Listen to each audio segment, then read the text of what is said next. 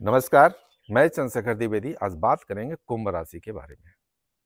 कुंभ राशि वालों का मार्च से लेके मई तक, 18 मई तक किस तरीके से रहेगा, क्योंकि 29 मार्च को शनिदेव 11वें भाव से निकलकर 12वें भाव में जा रहे हैं और वहां पे राहु ऑलरेडी बैठा हुआ है। तो शनि और राहु दोनों वहां पे मिलेंगे, तो इसका प्रभाव कुंभ राशि वालों के समय पे क्या पड़ता है, इसके बारे में चर्चा करेंगे। जैसा कि सेकंड दूसरा स्टेप शनि का 7.5 का कुंभ राशि वालों पे लगा हुआ है, इसका भी इन पे क्या प्रभाव पड़ेगा, शनि राहु दोनों मिलके इनको क्या कहने वाले हैं, क्या बताना चाहते हैं, इसके बारे में चर्चा करते हैं। सबसे पहले मैं आपको ये बता दूं, कर्म प्रधान होता है, कर्म से बड़ा कुछ भी नहीं होता है। और ये ग्रह नक्षत्र का एक अपना एटीट्यूड होता है, यह अपना एटीट्यूड बताते हैं, हमारा भाग्य नहीं बताते हैं।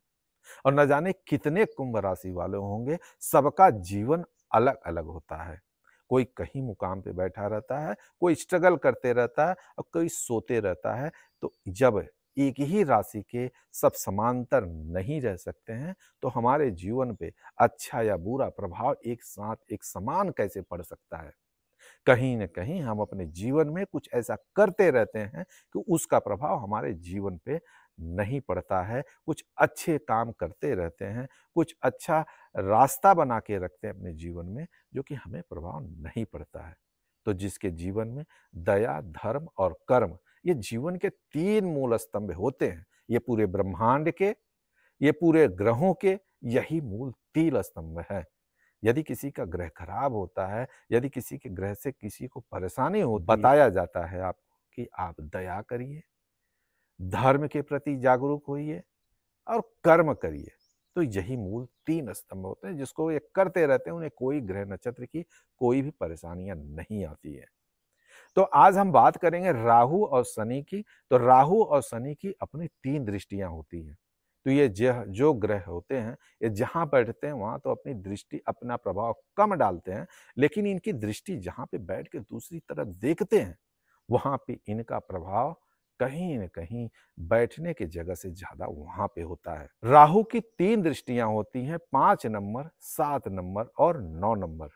और शनि की भी दृष्टियां होती है। शनि की भी 3 दृष्टियां होती हैं, 3 नंबर, 7 नंबर और 10 नंबर। अब हम आपको ये बताएंगे कि ये ग्रहों का दृष्टि कहाँ पे आपस में मिल रही है और उसका आपके जीवन पे क्या प्रभाव पड़ता है, इसके बारे में चर्चा करते हैं।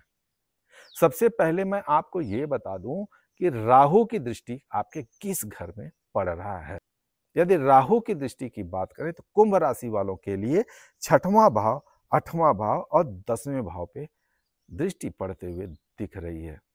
और 6वां भाव क्या क्या होता है कि आपका रोग रिपुण ऋण का घर होता है।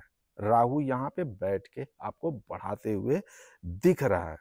अपने स्वास्थ्य के प्रति सावधान रहने की जरूरत है। आपको योग, ध्यान, मेडिटेशन, व्यायाम जैसे साधनों का उपयोग करना चाहिए। ऋण कहीं कर्ज से आप कर्ज लेते हो तो वहां पे आपको सावधानी बरतने की जरूरत है। कुंभ राशि वालों की स्पेशली यह सलाह दिया जाता है। असर तो नहीं पड़ना चाहिए क्योंकि सूर्य ने वहां पे अपनी दृष्टि डाली है, लेकिन कुछ तो असर आपको पड़ेगा ही पड़ेगा, इसलिए आपको सावधानी रखने की जरूरत है। अब दूसरी दृष्टि की बात करें तो 8वें घर पे, 8वें भाव पे आपके पड़ते हुए दिख रहा है। 8वां भाव क्या होता है? अचानक धन मिलना, अचानक नुकसान होना, आपका ससुराल पक्ष देखा जाता है।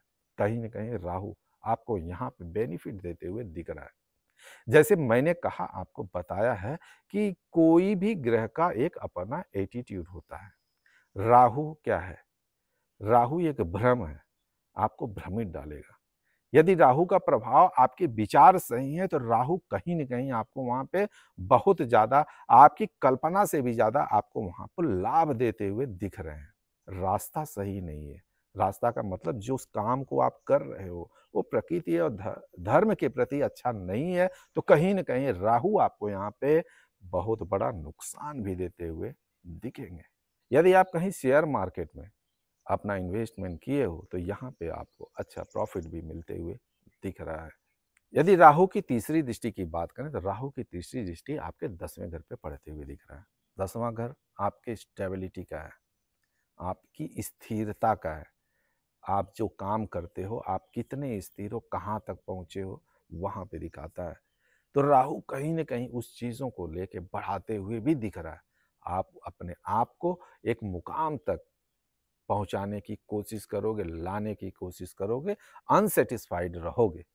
लेकिन लेकिन यहाँ पे गुरु की भी दृष्टि यहाँ पे पड़ते हुए दिख रही है। मतलब जो बुरा प्रभाव, जो अनसैटिस्फाइड आप हो, जो सैटिस्फैक्शन आपके मन में नहीं रहेगा, कहीं न कहीं गुरुदेव इसको यहाँ पे ख़त्म करते हुए भी दिख रहे हैं। मतलब आपके लिए यहाँ पे शुभ ही शुभ माना जाता है। यदि शनि की दृष्टि की बात करें तो शनि की 3 दृष्टियाँ आपके तीसरे घर, 7th हाउस और 10वें घर पे पड़ते हुए दिख रहा है। यहाँ पे क्या होगा, 3rd हाउस शनि का तीसरे घर में बैठना आपके लिए काफ़ी लकी साबित हो सकता है। क्योंकि जब आप यहाँ पे तीसरे घर में बैठेगा, तीसरा घर आपका हार्ड वर्क का है, आपके काम-काज का है, आपकी मेहनत का है, छोटे भाई-बहन का है। काम के प्रति आपको जागरूक करते हुए दिख रहा है। काम करोगे आप, अच्छा काम करोगे, यह यहाँ पे दर्शाता है। आप पैसा भी अच्छा बना सकते हो, पैसा भी आप कमाओगे, लेकिन यहाँ पे एक चीज़ देखने को यह मिल रहा है कि आप अपने छोटे भाई-बहनों के प्रति आप थोड़ा-सा नाराज़ रहते हुए नज़र आओगे। आपको इस बात का ख़ास ध्यान देना है, उनके प्रति आपको अच्छा व्यवहार, अच्छी सद्भावना रखना ज़रूरी होगा। ये नहीं तो आपको यहाँ पे कहीं न कहीं शनिदेव नुकसान भी दे सकते हैं। 11वें भाव में गुरुदेव आपके प्रतिष्ठा, मान, सम्मान भी देते हुए नज़र आ रहे हैं। आप देखोगे आपके समाज में आपके प्रति एक अलग मान-सम्मान यहाँ पे मिलते हुए नज़र आ रहा है। कि आपके समाज में, आपके परिवार में आपका मान-सम्मान बढ़ेगा। एक ही शब्द के कई अर्थ होते हैं। हो सकता है कुछ ऐसी बातें आपको लगे, आपका मोरल डाउन हो जाए, तो ऐसे शब्दों, ऐसे बातों से आपको दूर रहना है। तकलीफ़ जो है, कोई भी ऐसा इंसान इस धरती पे नहीं है जिसको हुआ ना हो। जिसको जितनी बड़ी तकलीफ़ होती है, जिसके जीवन में जितना बड़ा संघर्ष होता है, उसकी ऊँचाई, उसका एम उतना ही बड़ा होता है। तो ये ध्यान देना, यदि हम बोलें आपको कि आपका ये हो जाएगा, आपका वैसा हो जाएगा, आप बीमार पड़ जाओगी, आपके लिए फला-फला कुछ भी हो सकता है, तो ये आप कहीं न कहीं आपका मोरल डाउन होगा। तो ऐसे बातों से सुनने से आप बचिए। संघर्ष करना ज़रूरी है और ये जो ग्रह नक्षत्र हैं, ये अपना एटीट्यूड बताते हैं। ये हमारा भाग्य नहीं बताते हैं, भाग्य आप खुद कर बना सकते हो। यह सिर्फ़ हमें एक फ़ॉर्मूला बताते हैं, तो फ़ॉर्मूला ही समझना है। यदि हम कुंभ राशि वालों की उपाय की बात करें तो आपको शनिदेव की पूजा करनी चाहिए। हनुमान जी की आप आराधना करिए तो अति उत्तम होगा। आप हनुमान चालीसा पढ़िए, हनुमान मंदिर जाइए, हनुमान से विनय याचना करिए, निश्चय ही हनुमान जी आप पे कृपा बरसाएँगे। और मैं भगवान से भी यही आराधना करता हूँ कि हे भगवान, आपके जीवन में भी सुख समृद्धि और आपकी हर मनोकामना पूर्ण करे। यदि आप हमारे चैनल को पहली बार देख रहे हैं, हमारा वीडियो पसंद आया हो तो लाइक और सब्सक्राइब जरूर करिएगा, क्योंकि यह आपके लिए भी और हमारे लिए भी शुभ मुहूर्त है। नमस्कार।